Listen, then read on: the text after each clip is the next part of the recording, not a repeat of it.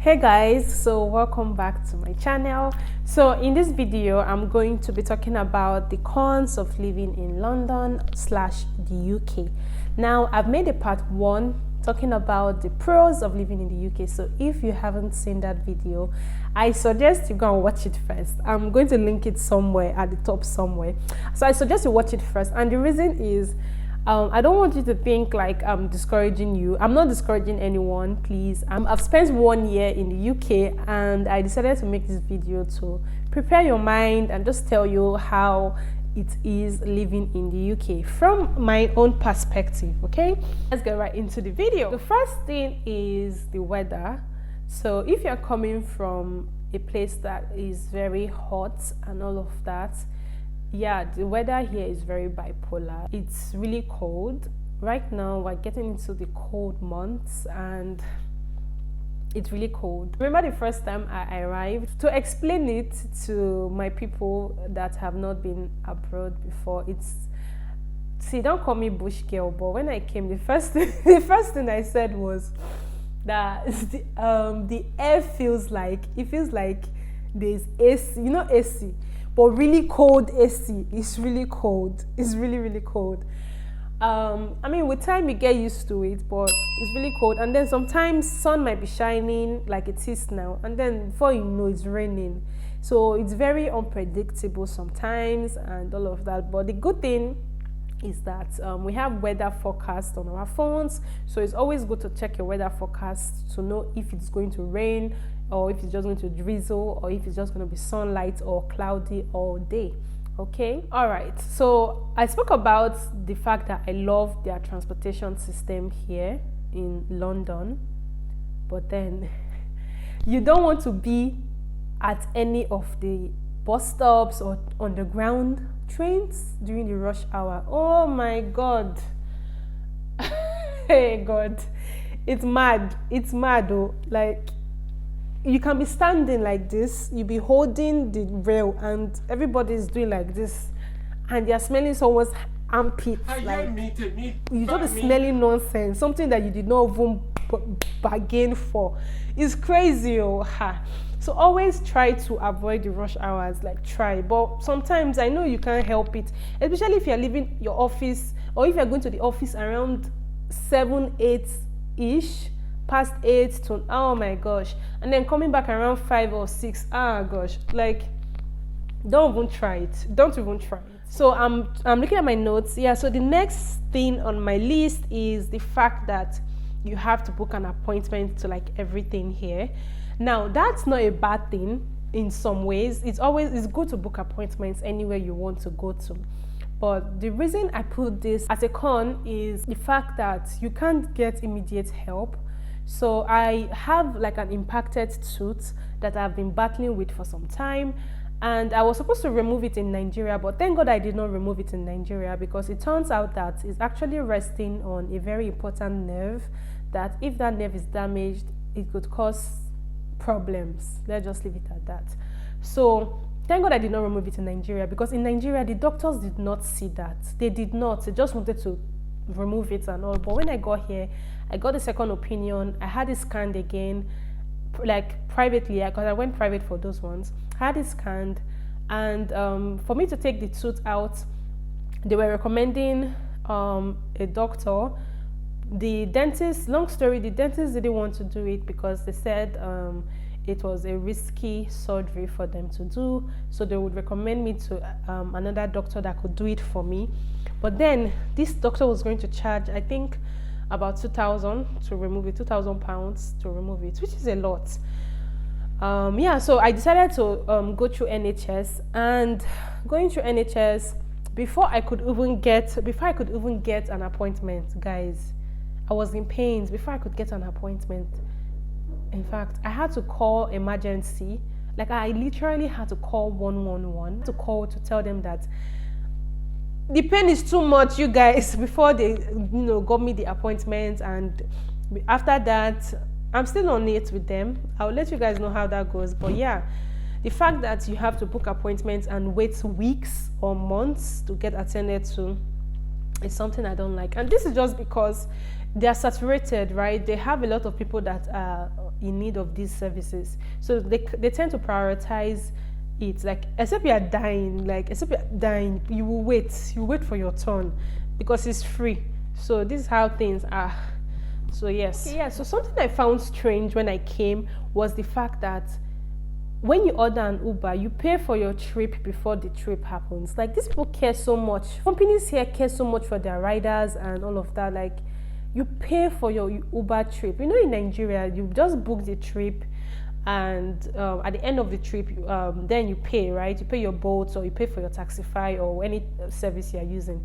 But here, you actually pay for the trip before you go. Like, you just see that they've deducted the money from your account even before you. So that means that even if you want to cancel, I've never really been in a situation where I got cancelled. I think if you are the one that cancelled the trip, I think they take a percentage off and refund you the rest. But I think they take a percentage off for cancelling. I think so. So yes, please don't make that mistake when you're coming. Don't make that mistake, please. Make sure that you're sure of the trip you're going for before you book it. Because if you say you want to cancel, you're on your own. Something else that I don't like about the UK is how their houses are really small. And not even just the UK, London in particular. Because in other places, like where my sister is staying, they have value for their money. But here in London, you rent a one-bed apartment and it will be so tiny, so small.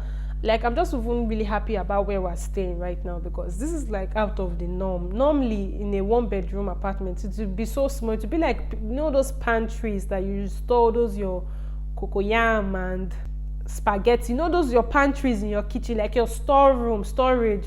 That's how some people's apartments are in London. It's terrible. It's terrible. So, and then, apart from the fact that the spaces are really small, the rent is very expensive. Rent in London is very expensive, okay? It is not cheap. It's not cheap.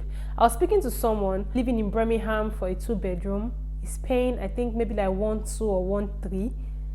And here, 2-bedroom, if you don't hold your 1.5, please just be going. Like, if you're not holding 1.5, just go. I know someone's living for 750 in a 1-bed, beautiful apartment. In London, for a 1-bed, like in a good house or good neighborhood, like, just hold like 1.6. 1.6 for a 1-bed, guys. Oh, so something else is expensive African food. Like, African food is expensive. I mentioned in my other video that it's very easy for you to find some African foods, yes, but then that doesn't make them cheap.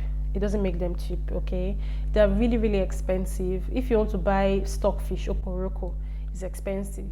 You want to get even ugu, dried ugu, or you want to buy iru, which is locust bean, or you want to get crayfish, just things that you know that as Africans, as Nigerians, we need. It's more expensive than the food that they sell or that they grow here or they have here, okay? It's more expensive, so just prepare your mind.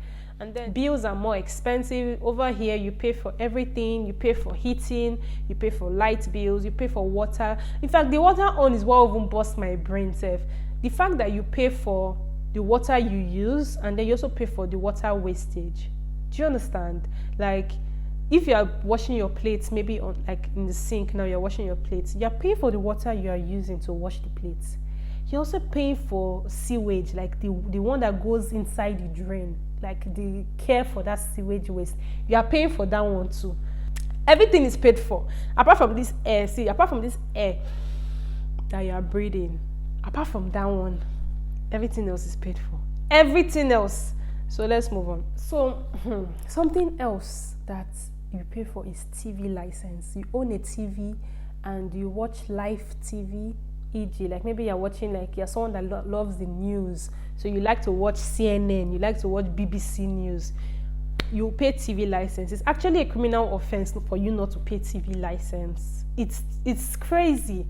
It's crazy, but you have to pay, okay? That is how they fund their news outlets. So if you own a TV and you watch live TV and all of that, you have to pay TV license. So something that really, really hit me when I came to live in the UK was the loneliness I felt. I've lived in my apartment where I'm currently staying at for a year now, and I don't know my neighbors. Like, I don't know my neighbors. Like, the people next door, I don't know them. They don't know me. It's lonely. Like, if you don't have friends, if you don't have people around you, it can get really lonely. It can. And that tends to like mess with your mental health, okay? And I don't know why people don't talk about this enough. Like, people don't talk about how much the loneliness like hits you, especially during the winter months where everyone is indoors and there are like no parties, there are no hangouts and all of that, and you're just alone all the time.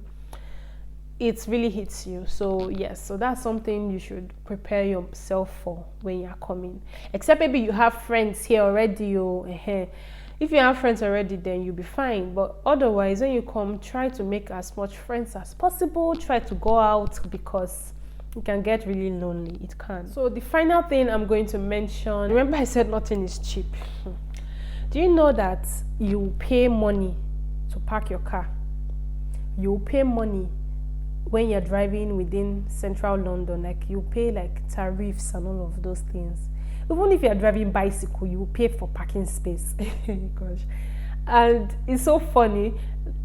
Like, I think where I'm currently living, you pay, I think, is it £100 for a month, for a month or so, for your parking space. There's nothing that's free. I told you, there's nothing that's free. Even as for pets, like, well, you pay for your pets. Like, you pay to have pets, because I mean, the place where we live, they allow pets, but you pay to own a pet, because they know that it's extra like care, extra charges and all of that. That's it. Oh, you guys, that's it. Still come to the UK. This is not to discourage you. Still come. Me, I'm loving the UK. I love the life here, but I just wanted to, yeah. Every good thing has its bad sides, and that is what I have done. I have done the Lord's work. So please, pick your choose your pick. Which one? Weigh your options. And let me not forget. How did I forget the tax? Hey gosh. In the UK, we pay taxes on everything. Like, literally everything.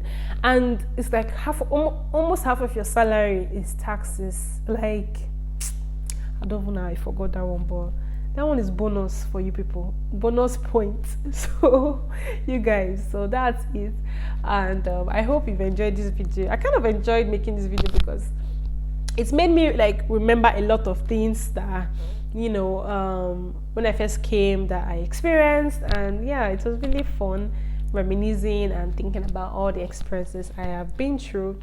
So I hope you guys enjoyed this video. I would see you guys in my next video, and until then, bye.